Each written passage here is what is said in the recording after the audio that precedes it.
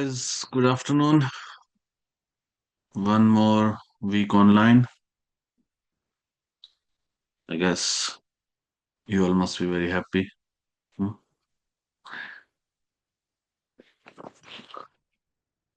Let's hope that we return to offline mode next week because otherwise it's difficult for me to take the quizzes, chapter quizzes. Test I can still make online, but even that, students generally, you know, some students do find a way to cheat. So I generally prefer offline mode for tests and quizzes. Let's see what happens. All right, let's start chapter 6.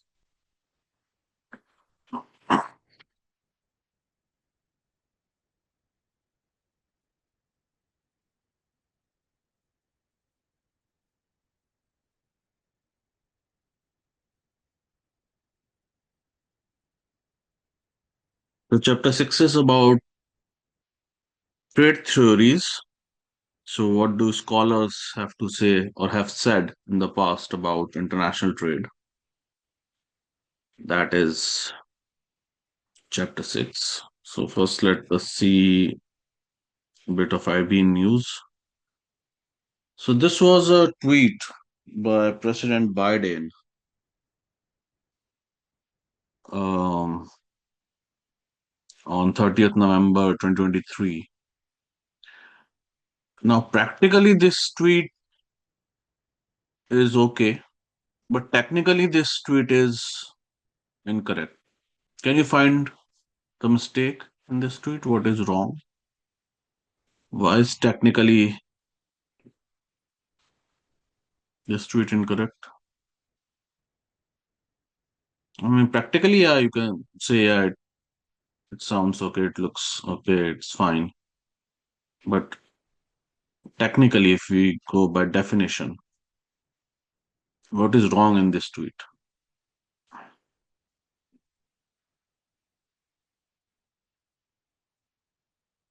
Think on the lines of what is inflation?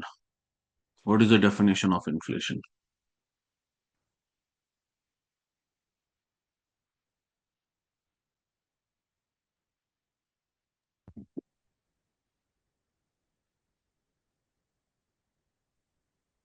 Prices go up. Mm-hmm.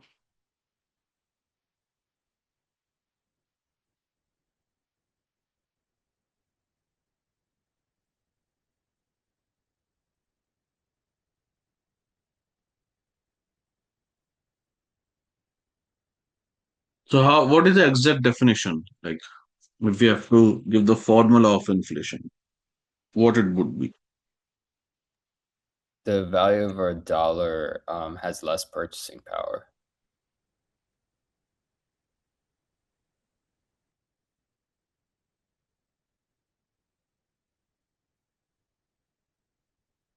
Yeah, so inflation, if you have to define, it would be like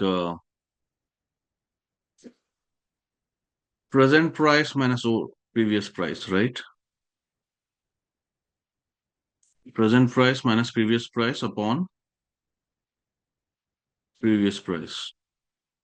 I mean, final price minus initial price upon initial price, right?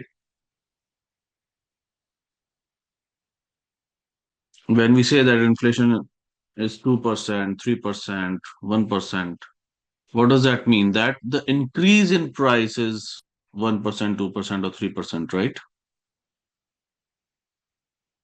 That is what it means, right?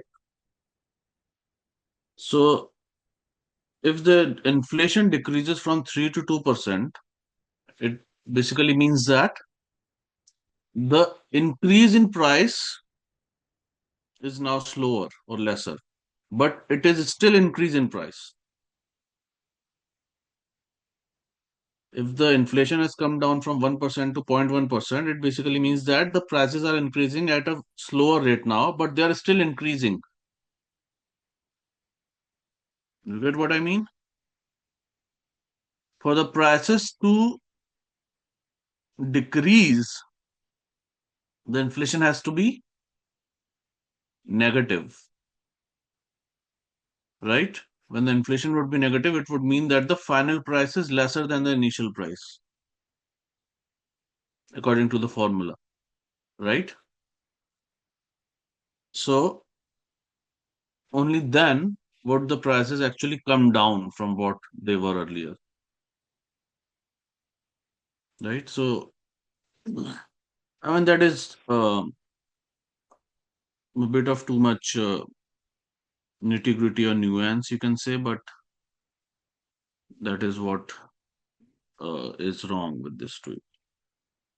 And for general public, yeah, it means that yeah, inflation is coming down, so prices should come down.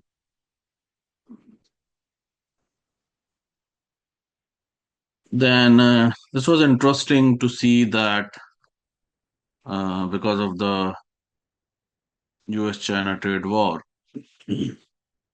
US is now buying more from Mexico than China. Uh, this is what we call near shoring or friend shoring. That is, uh, companies start moving their production and supply chain from the countries which are facing heat.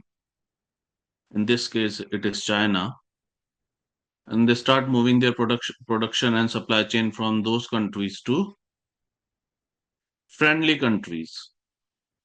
So when they move to friendly countries, say they move from China to Vietnam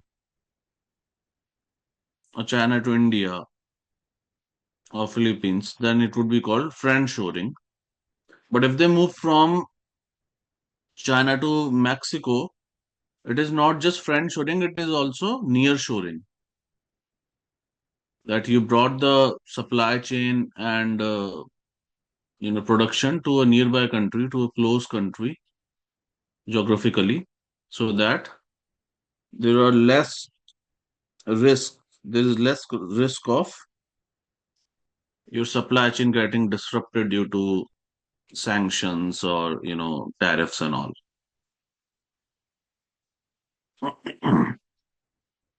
Okay, now let's start the chapter. So, what is free trade? How do we define free trade? Free trade is basically when the government does not attempt to influence the trades. So that is, government does not dictate you what to produce, how much to produce, what not to produce, at what price to sell. Government is not interfering with tariffs or quotas, who to sell, who not to sell.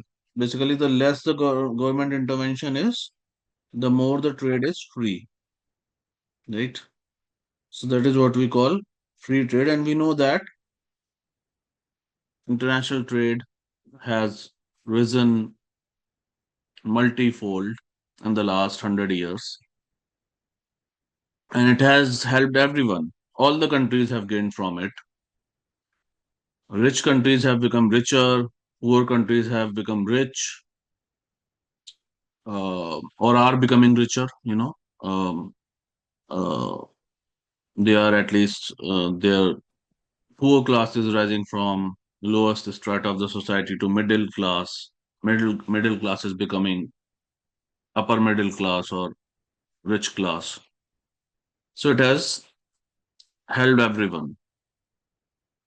But nowadays, in the last few years, countries are moving from free trade to managed trade. Managed trade is, yeah, we are still doing international trade with others, but we will manage them, we will control them through, as we have seen, through tariffs and sanctions and all.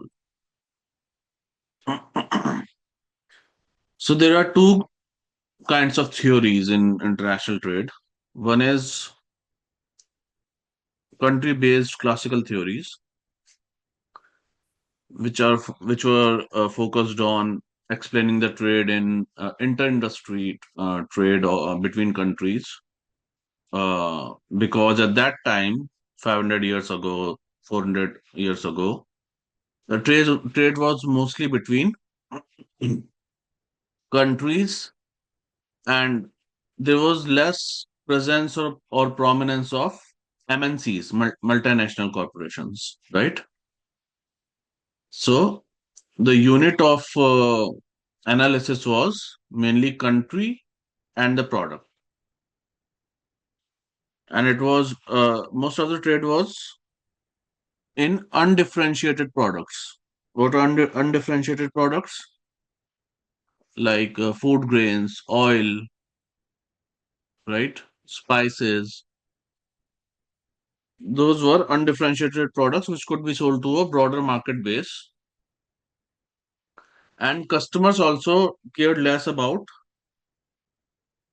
who they are buying from, because there was not really any, company. I mean, companies were less prominent. You would buy from an individual, and you can replace the product from one person from one seller to another seller.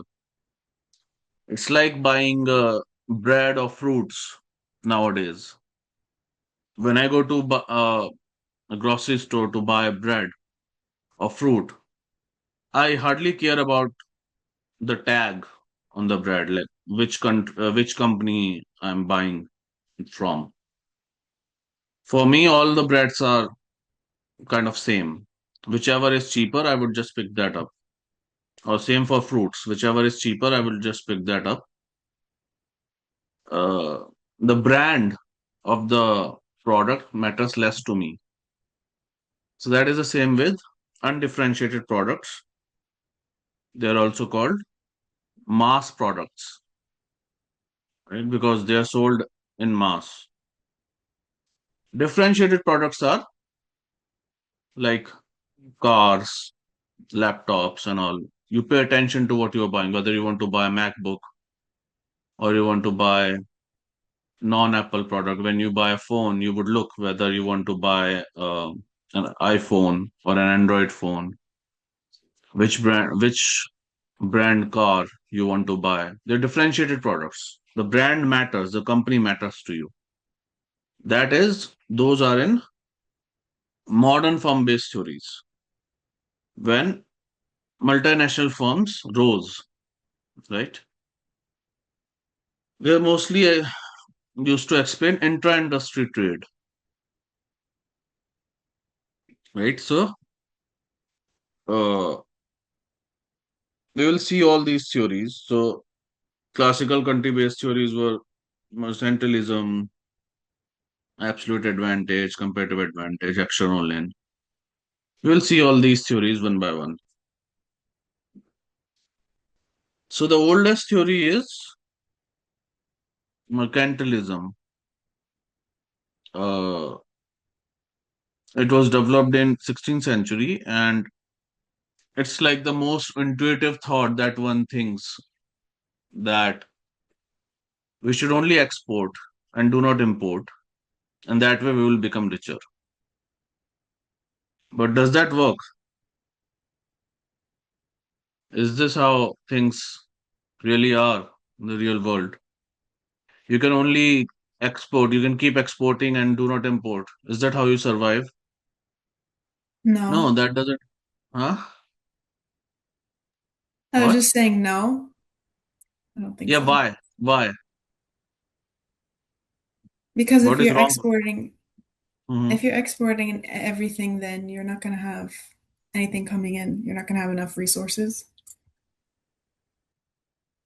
Suppose you have enough resources, like suppose you have a lot of, say, natural resources, like big countries like Russia, USA, or say if the whole Africa was one country, very rich in natural resources. Can it still keep exporting? And if it wants to just export and not import, that we will not import. You will just not allow anybody to import anything. What is wrong with that? Other countries may not be as willing to conduct trade with them if they aren't maybe open to importing from their resources and just only want to share but not want to trade or barter things. That is one reason. Yeah, other countries would not be willing that if you don't want to buy from us, but you only want to sell to us, we will not do we will not continue doing trade with you. Yeah, fine. That is one reason. Any other reason?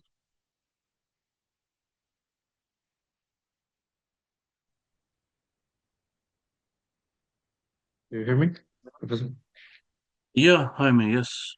Yeah, maybe another reason can be since we already saw the reason why the country's imports are because well to bring like some products or materials in which the country is not specialized in like on manufacturing. So by prohibiting the importing, the country will like lose that opportunity to have products or materials in which there are not too much specialized for. Right, right. Yeah, that could be another reason that even though you are rich in resources, even though you are a pretty big country, but there could be some things which your country does not produce or does not specialize in production, and your people want that product. Say like US is such a big country, or Russia is such a big country, but say it does not grow cocoa or it does not specialize in the production of chocolates, then once your people discover what is chocolate, they would want it. But if you do not allow the import of that, then you despite being a rich country, despite exporting a lot, your people cannot enjoy certain products because you are not allowing any imports, and it's not possible for any nation to produce everything in the world. There would always be some products which either your country, either they are not found as a natural resource in your country, or your people do not specialize in making that product, right? So there would always be deficiency of certain products if you do not allow imports. And what are you gonna do with all that money uh, that you earn from exports, right? So even if you become very rich in silver and gold, where are you gonna use all that silver and gold if you're not buying anything, right? If everybody keeps getting richer in your country, either either all the silver and gold would be limited to certain rich people in your country, which again is not desirable because the purpose of wealth is to make everybody in the country wealthy, right? Either only certain people will enjoy most of the money, or if everybody becomes filthy rich, then everything will become expensive in your country, right? If everybody can pay the price, like how it is said that when President Trump was saying or is still saying that he will transfer $2,000 in everybody's account, right? Is there anything wrong with that policy?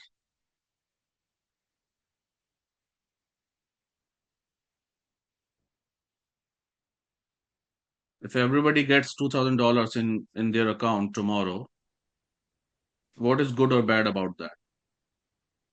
I mean, it's good because it can help boost the economy by everybody being able to contribute by purchasing, but it has to come from somewhere. So I guess that could be, dependent upon where they're sourcing the money that could affect certain people.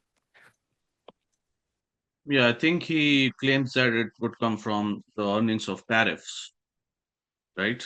So basically, he claims that it's coming from outsiders, uh, outside people who are paying the tariff money to the government. That is the source of that money, which is fine if outsiders are paying for that money. But this money is not whenever you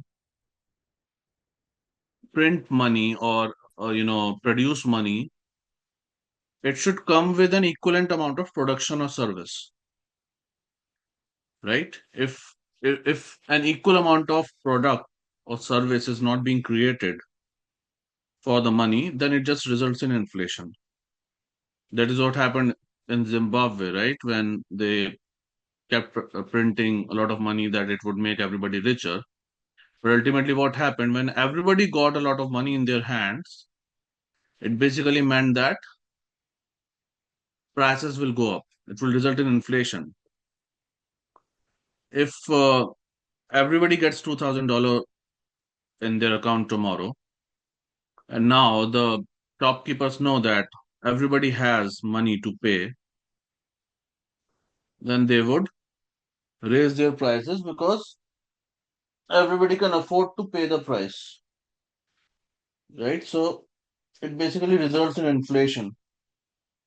That is what happened during COVID as well, when a lot of money was transferred to people's accounts. And some people also stopped going to work because they were getting free money every month in their account.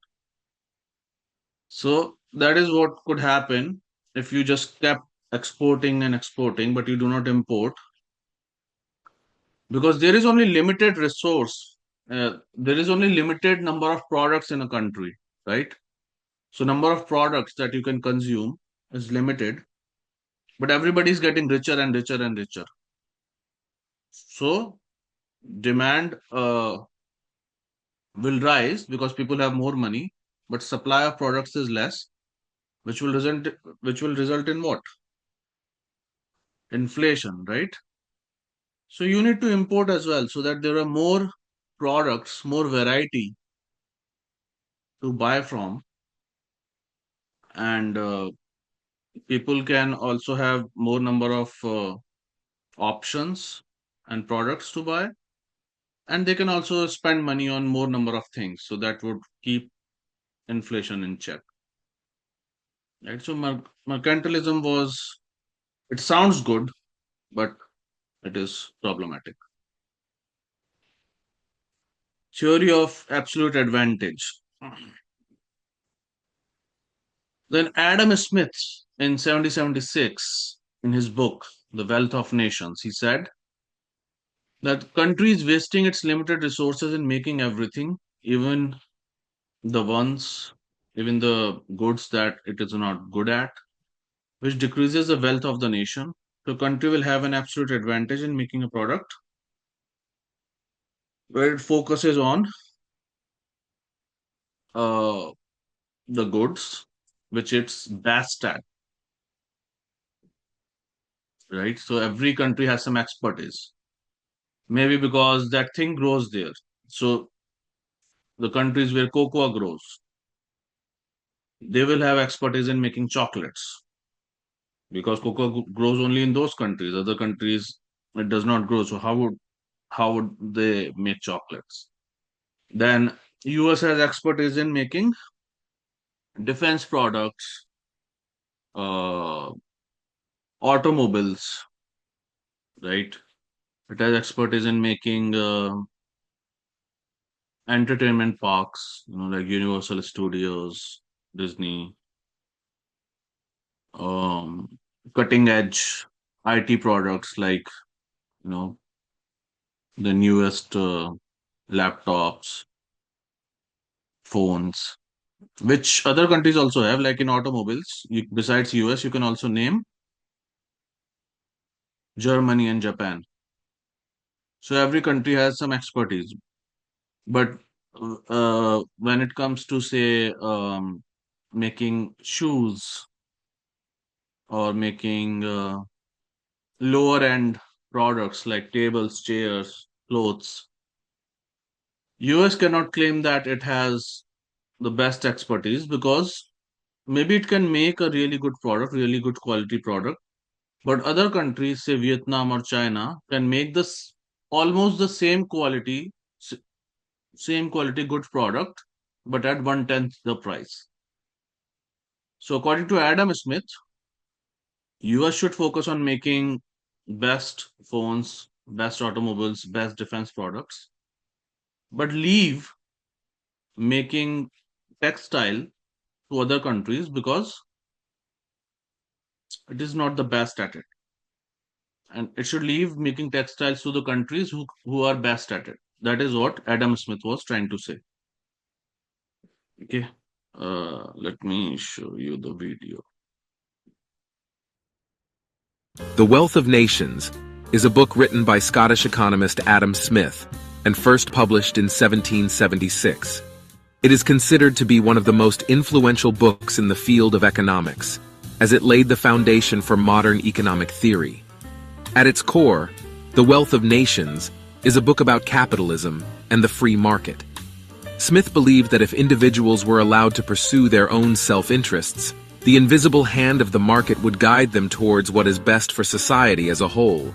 In other words, the pursuit of individual profit leads to collective benefit. One of the key concepts in the book is the division of labor. Smith believed that by breaking down the production process into smaller, more specialized tasks, productivity would increase and costs would decrease. This led to the rise of factories and mass production, which transformed the economy and society. Smith also believed in the importance of free trade. He argued that if countries specialized in producing what they were best at and traded with other countries for goods they needed, everyone would be better off. This idea, known as comparative advantage, has become a cornerstone of modern economic theory. Another important concept in the book is the idea of the invisible hand. Smith believed that the self-interest of individuals would lead to the most efficient allocation of resources, as producers would naturally gravitate towards what consumers demanded. This meant that government intervention in the economy should be limited, as it could interfere with the invisible hand of the market. However, Smith did believe that there was a role for government in ensuring the proper functioning of the market.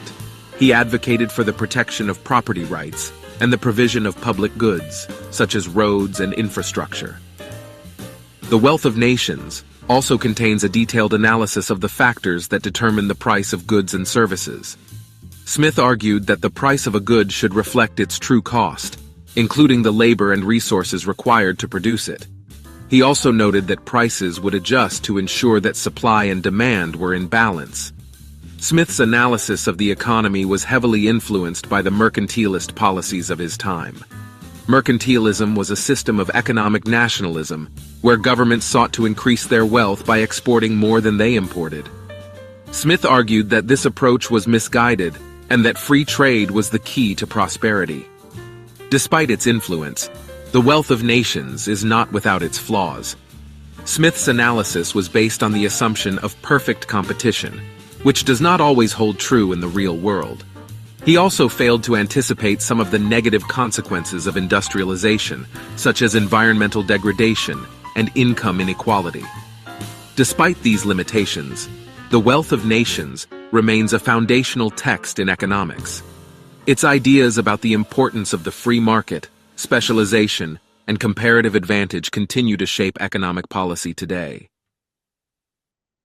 So this was Theory of Absolute Advantage by Adam Smith. But there was a problem with this theory as well, which was corrected later. But let's first see this example. So, say there are 200 resources with both Ghana and South Korea. Okay. Now, Ghana, which produces cocoa, it can use 10 units of resource to produce 1 ton of cocoa and 20 units of resources to produce 1 ton of rice. And it can produce a mix of the two, say a few tons of cocoa, a few tons of rice. While South Korea requires more units to produce 1 ton of cocoa because it's not abundantly available in Korea, and people do not have that good expertise in producing cocoa.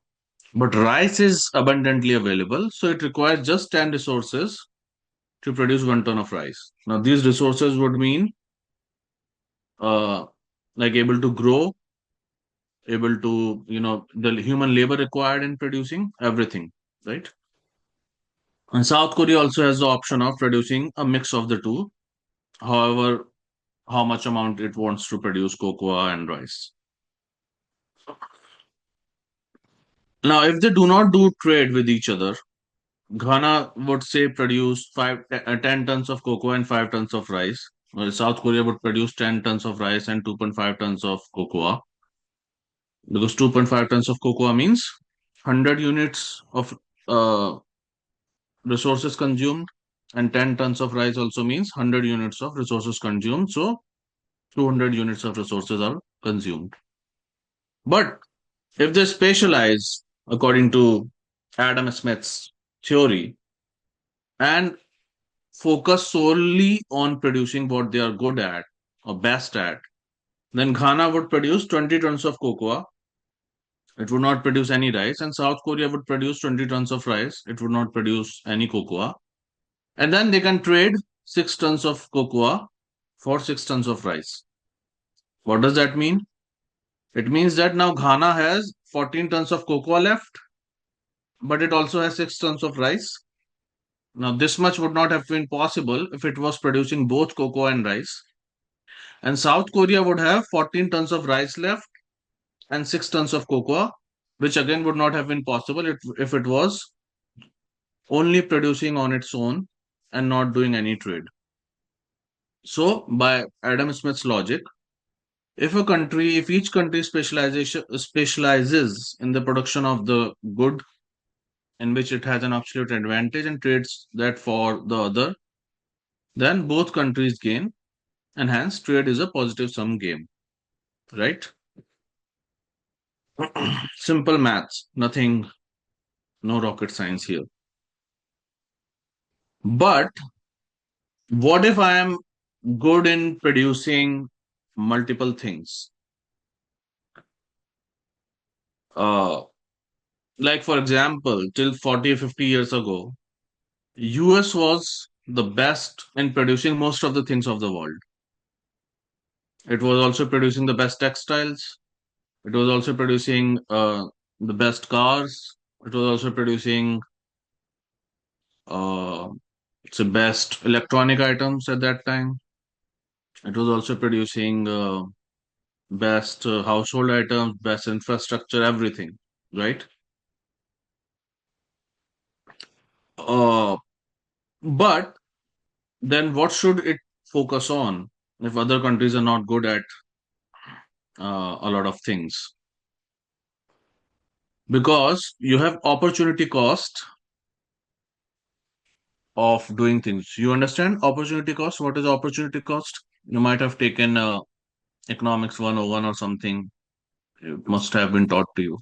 It's the cost of doing business. Mm, yeah, elaborate on that. What do you want to say? Cost of doing business. You mean like how much money goes in, Yeah, the like cost cost, like price? the cost of doing something in lieu of something else. Like Yes, what you're missing out on versus and yes, by right. doing something versus something else. Yes, the cost of not able to do something else because you are doing something now, yeah, right? Yeah, a lot of you answered in the chat. You choose to do one thing, and the cost of giving up the another thing is opportunity cost, right? So, say US has 100 people, say 100 citizens. Okay, hypothetical case. Now, US is good in so many things. US can produce automobiles, electronics, so on and so forth. So 20 people are engaged in producing automobiles. 20 people are engaged in producing laptops and phones.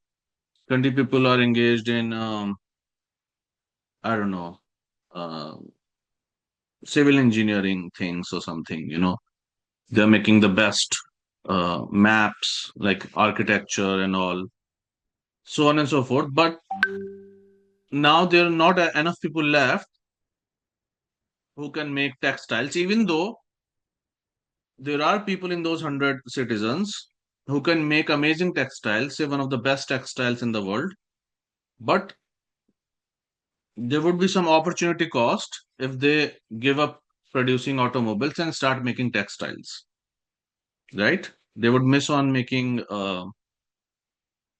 automobiles. So you only have so many resources to produce everything in the country because there are limited number of people, limited number of money, limited number of resources. So there would always be some opportunity cost. In what trade do you want your people to engage in, right? So David Ricardo said that you should focus on the things for which there is least opportunity cost.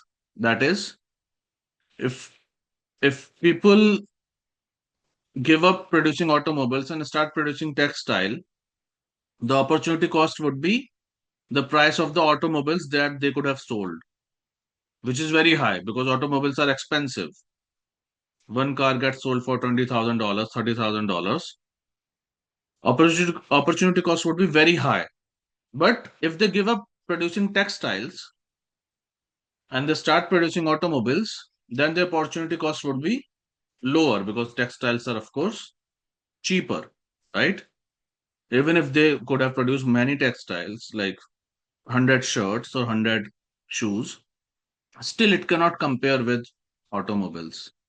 So opportunity cost would be lower, which means that they should focus on producing higher end products, which can give them more money, more sales, and more profits.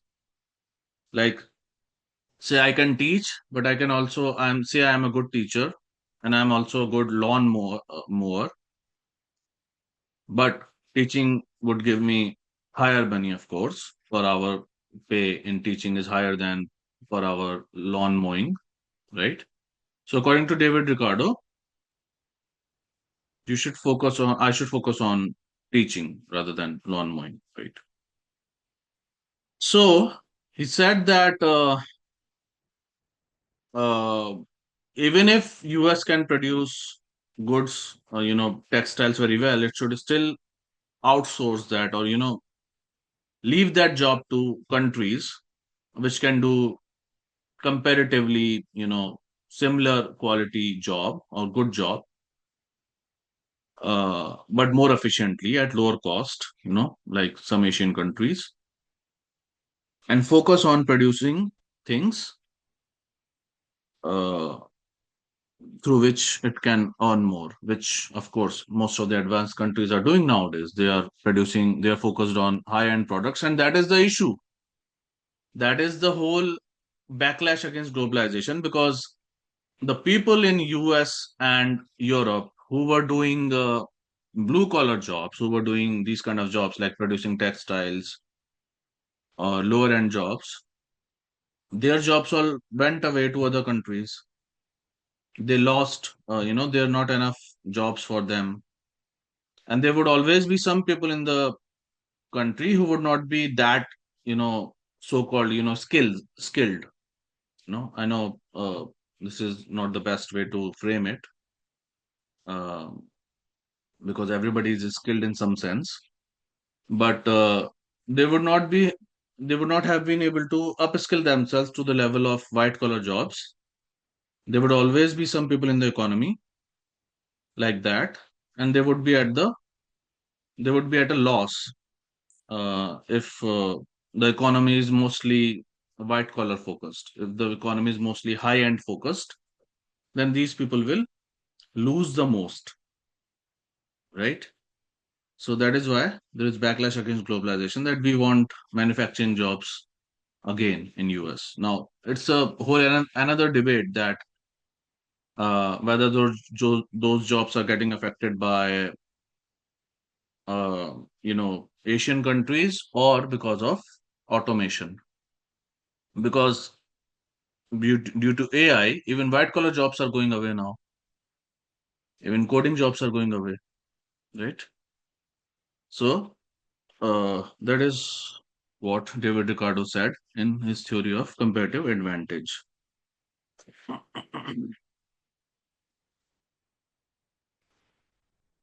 Then Paul Samuelson, he said that countries should not do trade with poor countries. Rich countries should not do trade with poor countries because it has more harm than benefits. Because basically, it takes away jobs and it uh, decreases the pay. It reduces the salaries. That is the whole controversy about H-1Bs right now going on in American media. Right? It says that uh, the opponents of H-1Bs are saying that companies hire H-1Bs for a lower salary than American citizens, and that is why American citizens are not able to get jobs, right? So his critique was something similar to that. So let's see this video, what it says.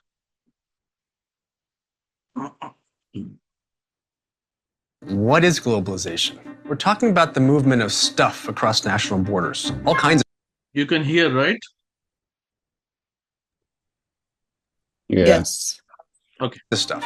Things, services, money, people, ideas. Up until, say, the late 1700s, early 1800s, the world economically didn't really grow that quickly. It was pretty flat.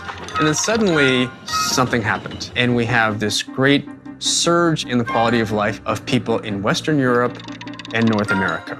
Their lives got remarkably better over the next century or so. Not much happened in the rest of the world. That was that chapter. Then it changes in Globalization 2.0, which brings us to something called the elephant chart. It's from an economist named Branko Milanovic. And it tells us a whole lot about global inequality and who the winners and losers have been since the late 80s. So it's shaped like an elephant, and there are three dramatic points on this elephant chart. So let's look at point A, which is the top of the elephant head. And this is the story of the emerging economies. This is the rising middle class, mostly in Asia. You might be in India or China and you've left the farm for the city. You have electricity, refrigeration, better income, you live longer, you live better. Now let's look down at point B, the working class in Japan, in Germany, and the United States. The lower half of the rich countries, they still make a fair amount of money compared to the rest of the world, but their incomes have not improved. So they're the relative losers of the last generation. If you're at point B looking over your shoulder at all this progress at point A, you're not happy about that. You might think that your losses have come at the expense of point A, of these emerging economies, of these foreigners, of these immigrants. And that helps us understand the rise of these politicians who want to raise the drawbridges in the Netherlands and France and the United States. Build that wall! Build that wall! Right-wing populism. And then there's point C, right? That is the global 1%. Their incomes have surged. So those are the plutocrats, right? Those are the richest in the world. And if you look at who's looking up at point C, is people in those same countries that are down at point B. This helps us understand the angst at the super rich, Occupy Wall Street, the Bernie Sanders campaign. There has been a huge redistribution of wealth to the top 1%. This is populism on the left, left-wing populism. The experts have been warning us for decades that if you don't do anything about this distribution issue, about this inequality, something's bound to happen. Well, you know what? Politically, something is happening. Then Hexrolin said that how will the countries decide which product the country should focus on or produce? So there we have factor endowments, land, labor, and capital. Some people also consider entrepreneurship as the fourth element of factor endowments because if some countries may have land, labor, and capital, but they still won't have the entrepreneurial, attitude, attitude to start businesses and scale up the businesses. Not every country has that attitude. Some people, some societies have more entrepreneurial abilities and outlook than others. So What are the examples of factor endowment? So land. Of course, big countries have a lot of land. They can make use of that land. They can build as many houses as they want. Uh, they will also have more natural resources if they have more land. So examples are Russia, USA, China, Canada. I mean, China still has a lot of population, despite having a lot of land. But countries like Russia, Canada, USA don't have that high population, right? India has a lot of land, but India has even higher population, right? So we cannot say that land is the biggest asset for India. It's an asset, but it's not as big an asset as it is for these countries. Labor, yeah, when you have high population which is ready to work at cheap prices, then of course some businesses will move to your country. You will get investment like India, Brazil, Nigeria, Indonesia, because the labor is cheap and they can do a decent job of producing some products at one tenth the price or one fifth the price of advanced countries. That is why a lot of manufacturing, especially of low end products, has moved to these countries, right? Because labor is there, one of the biggest assets. Then capital is Middle East countries. Most of the Middle East countries are not very big in area, except Saudi. Saudi is quite big. But Kuwait and all, these are very small countries. So land is not their main asset.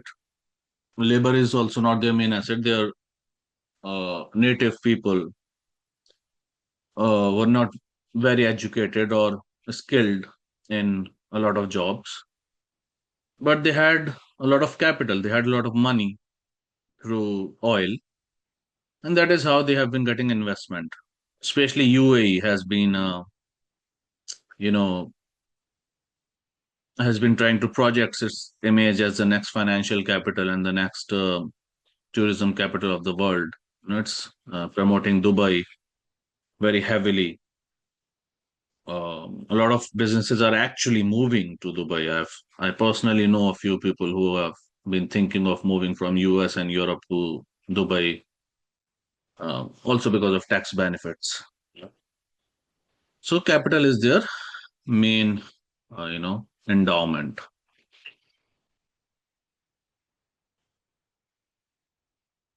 So by that logic, US should have been importing labor intensive products and should have been exporting capital intensive products, right? Because labor is expensive in US. So US imports should have been labor intensive, right? Like like right now we see a lot of products on Amazon, like cheap products that come from China because those imports are labor intensive, which is difficult to do in US. And because US is good in capital and entrepreneurship, so the exports should have been um, capital intensive, like laptops, automobiles, and all. But when the research was done on US imports and exports, it was found that US imports are capital intensive than US exports, which has not been solved yet. One explanation is that US exports a lot of agriculture products, and US agriculture is capital intensive and not labor intensive like the rest of the world. What does that mean? So if you go to other countries, you will find that the land holdings with farmers there are very small. So they mostly use labor, human labor on farms, rather than machines. Like a lot of jobs, like I've seen in India, a lot of work in on farms and villages is done by humans because land holdings are small, so it's difficult to use a lot of expensive machinery. I mean, farmers are not that rich as well uh, that they can buy very heavy, expensive machinery. But even otherwise, due to smaller land holdings, it's very labor intensive. But agriculture in US is very mechanized, so it's capital intensive, and hence that is an outlier from the rest of the world. And that is why US exports, agriculture exports are capital intensive and not labor intensive. But that still does not solve the paradox fully. And even on the imports that we see nowadays, that is on Amazon, that is coming from China and other countries, actually, I would not call them labor intensive anymore because a lot of those products are being made through machines now in China. China has converted a lot of its manufacturing from labor intensive to mechanized in the last few years. So things have been changing. So, of all these theories, which ones do you think call for government involvement the most? Which of these theories would require government involvement the most? So, the theories that we have covered till now are comparative advantage, absolute advantage, mercantilism, Samuelson critique, Haxorolin. Which one do you think? Mercantilism. Yes, mercantilism calls for restricted free trade the most. I mean, even other theories have some role of government control, but that is very small. Mercantilism is like we won't import at all, we will only export, right? Okay, let's take attendance first. Let us suppose for a moment that the Japanese flood us with steel. That will reduce employment in the American steel industry, no doubt. However, it will increase employment elsewhere in America. We will pay for that steel with dollars. What will the Japanese do with the dollars they get for the steel? They aren't going to burn them. And if they were willing to send us steel and just take back green pieces of paper, I can't imagine a better deal. But they're not going to do that. They're not stupid. They're going to use those dollars to buy goods and services. They're going to spend them. In the process of spending them, they may spend them directly in the United States, and that directly provides employment in the United States. They may spend them in Brazil or in Germany or in China or anywhere else. But whoever gets them in turn is going to spend them.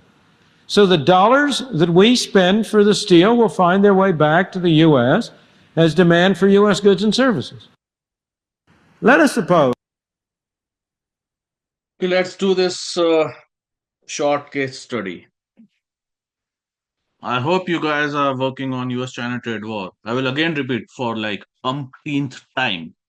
Well, people keep asking me what to do with the cases. They're still confused, especially with the opening and closing cases and the Harvard cases. So, opening and closing cases, you are supposed to present, not submit any written draft in groups. So, first group presented for chapter 5th, second group will present day after tomorrow for chapter 6th, third group will present for chapter 7th, fourth group will present for chapter 8th, so on and so forth. Those are opening and closing cases, which are very short cases in the textbook, right? And if you do not have the textbook, email me, I can send you the case. That is about the opening and closing cases. For the for the Harvard cases, there are only two cases: US-China trade war and Singapore Inc. You're not supposed to present them. You're supposed to submit the questions, the answers for the questions that I've uploaded. There are 10 questions, 5 people in each group, so each person will answer 2 questions. you have to write your name for the question that you have answered, so I know which person has answered which question.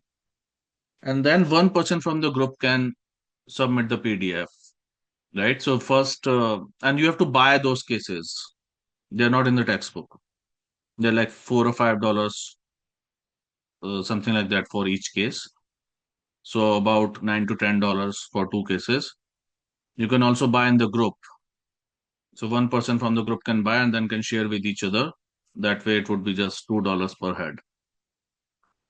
First case, US-China trade war is due, I guess, next week. So I hope you guys are working on that. So I'm repeating this for like sixth or seventh time. So I hope it's clear by now. Otherwise, ask your group members. They might know how it is to be done if you are confused.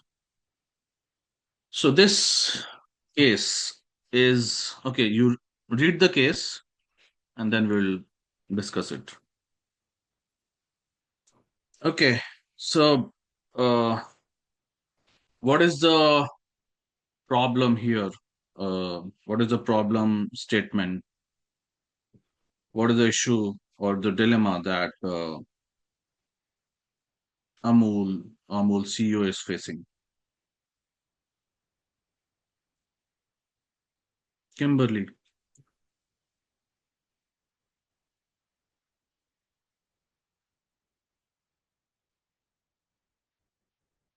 what is the issue? The CEO, what is the name of that guy? Uh, Jain Mehta is facing. What is the issue? What is the question before him?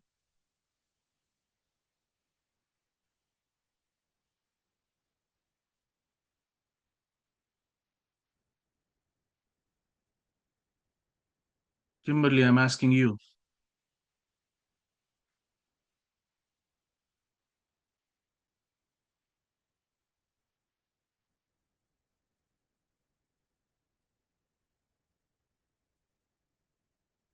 You should join the class from a silent place. Melanie,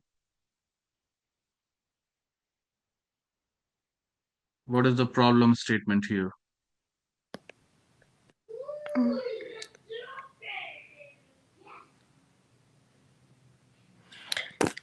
They want to know how it's going to expose them to competition. What is going to expose them to competition? Expanding like what they're selling.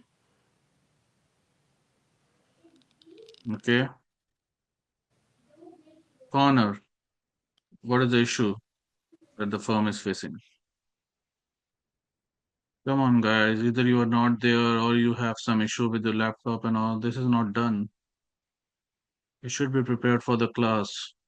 You should have proper working gadget and should be sitting in a silent place. Brandon,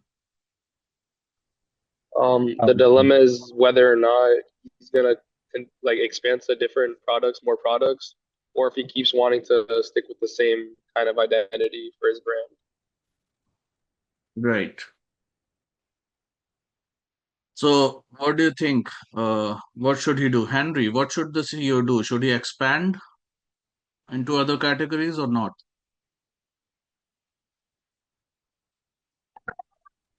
I'm sorry, may you please repeat your question? So, should the CEO expand Amul to other food categories beyond uh, the milk products or not? Why? Why or why not? I don't think he should like expand aggressively, but I think he should like kind of like balance like pursuing growth and also like making sure that his brand is still preserved, like the brand that he used to like grow the company. So things that he used to like pretty much just grow the brand, I think like he should still maintain make sure that that's still intact before like prioritizing just like growing, expanding into different markets aggressively. Okay. All right. Uh,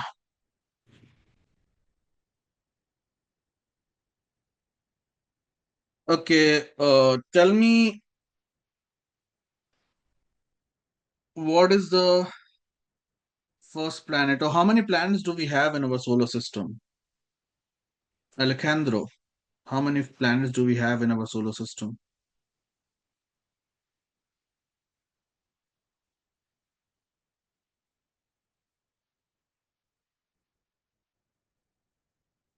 We have 8. Right, we have eight. Okay, which is the first planet? Do you know which is the first planet in our solar system? I'm not too sure. Um, yeah, I No, don't I was know. asking this to Korke, actually, Oh, not me. Yeah. I think Venus. No, not Closest Venus. closest to the sun? Yes, closest to the sun. I think it's Mercury. Yes, Mercury is the first planet. So there is something called sun and the planet model in this case that is followed. So sun here is milk. Okay. So what products would Mercury be for a mole?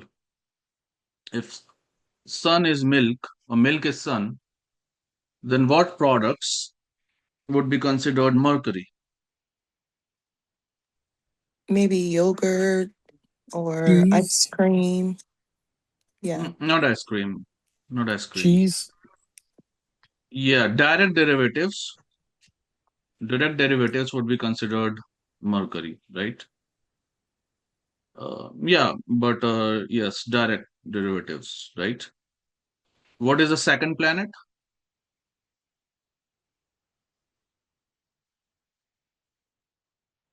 Yeah, Jeb. Don't need to raise hand, just answer. Venus. Yeah, Venus. What is Venus for a mole?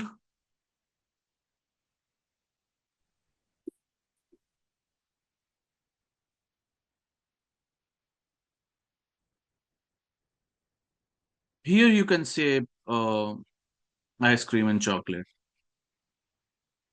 right? So it would be anything that needs another, I guess, ingredient included with milk to make a new product. Yeah, another layer of process needed to reach that product, right?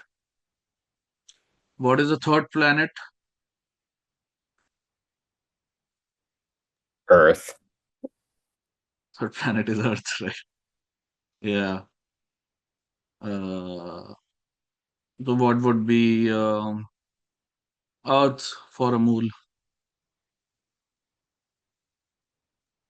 Cream cheese. Yeah, right. And maybe, I don't know, like whey, like protein supplements, protein things derived from majorly from milk, right? So it is said that um, if you want to expand your um, you know product catalog, you should not expand beyond the third planet under the same brand name. So if Amul wants to and say make chips, other eatables, other FMCG products, it should go with a different brand. For Amul brand, it should remain limited to the three planet model. So up till protein supplements, powders, and probiotics, it can use Amul name, but for making chips and all, maybe other things, it is considered a no-go area. It should come up with a new brand name. So there are many companies which use this master brand and sub-brand model. Like Nestle has so many brands. Some are linked, some are not linked. Like Nescafe, Nature Nest, Nesquik. These are all linked, but uh, there are non-linked brands as well, right? So, what is the benefit of this strategy of having a different brand for different kind of products? So, focused product brands targeted at specific customers. If say the new brand does not work, your parent brand is not affected. So you get benefit of all the different brands. So it's mutually exclusive but collectively exhaustive. So your earnings and your benefits are from all the brands, but they're also mutually exclusive. So problem with one brand has a minimal effect on other brand, and it can enter multiple categories, right? Right, like it can come up with some sweets, whatever it want to, with a different brand name. Challenges is you need different marketing for different brands, right? And if those products are not using milk, then you need it altogether different supply chain, right? So you cannot use economies of scale. So previously, from the same warehouse, all milk was going for the production of all the products, but now you need a different warehouse, different supply chain for different products. So it becomes more complex, less synergies, and at the end of the day, organization would want the credit for all the range of products. That ultimately everybody should also know. They should know as well as not know.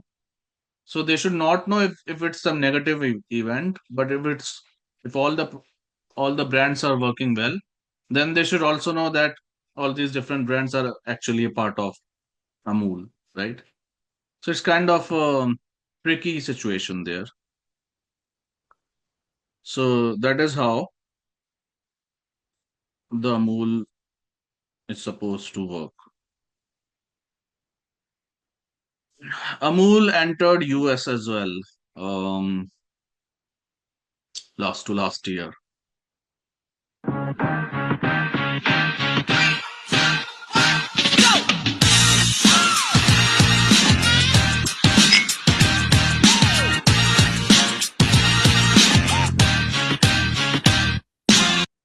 So this little girl is what we call mascot, right? Mascot, MASCOT is mascot of Amul, and Amul is known for really good marketing. It has one of the best marketing campaigns in the world. So every day in India, every day in newspaper, it would come up with a catchy line, catchy phrase, like 3 or 4 word phrase, which would be related to something that has happened yesterday. Like whatever is trending on the internet, whatever, could be politics, it could be sports, it could be some pop culture phenomenon, anything, and it would come up with a very uh, you know wordplay with with regards to that event, and this mascot as a small advertisement on the in the newspaper next day. So it was really good marketing team. And so cricket is not popular in US, but USA has a cricket team.